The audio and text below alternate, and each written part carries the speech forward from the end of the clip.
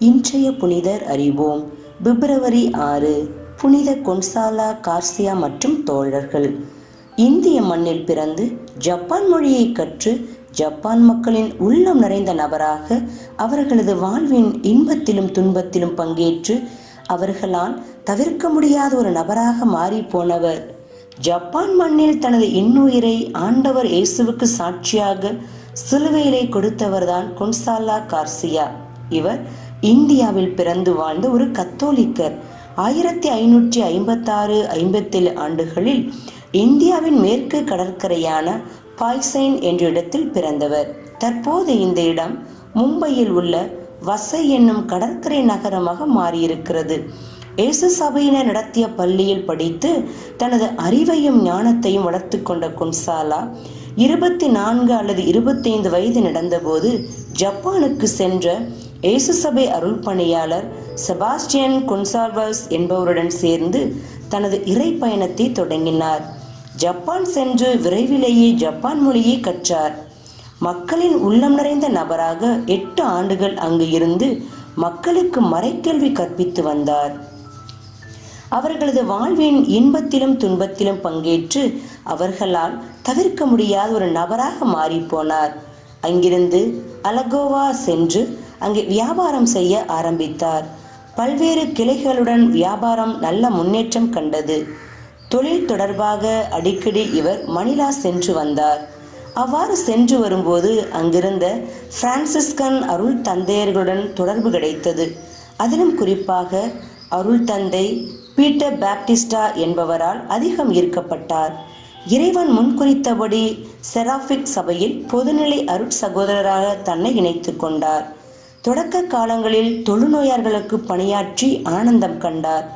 குருவாக திருநிலைப்படுத்தப்பட்ட பிறகு 1592 ஆண்டு மே 26 அருள் தந்தை பாப்டிஸ்டாவுடன் இணைந்து மறைப்பணியாற்ற மீண்டும் ஜப்பானுக்கு சென்றார்.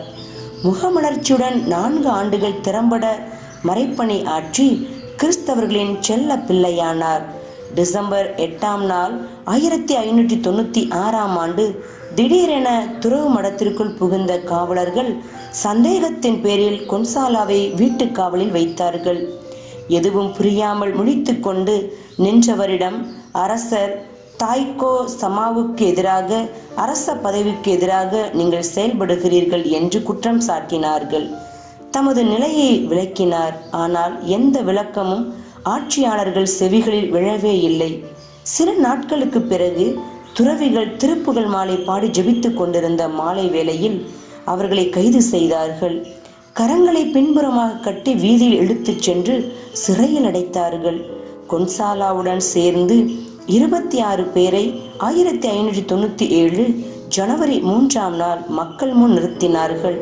அவர்களது இடது காதுகளை அறுத்தறிந்து ஆனந்தமடைந்தார்கள்.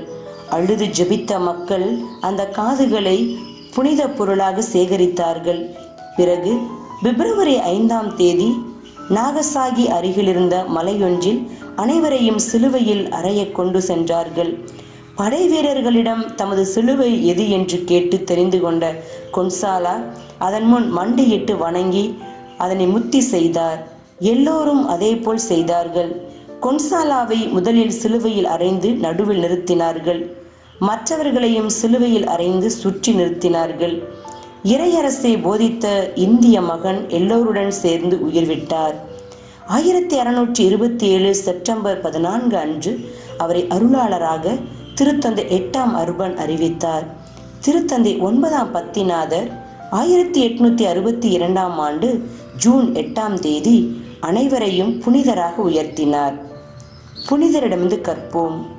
ஆண்டவர் இயேசுவுக்கு சாட்சியாக மாற துன்பங்களை தாங்கிக் கொள்ள துணிவை வேண்டுவோம்.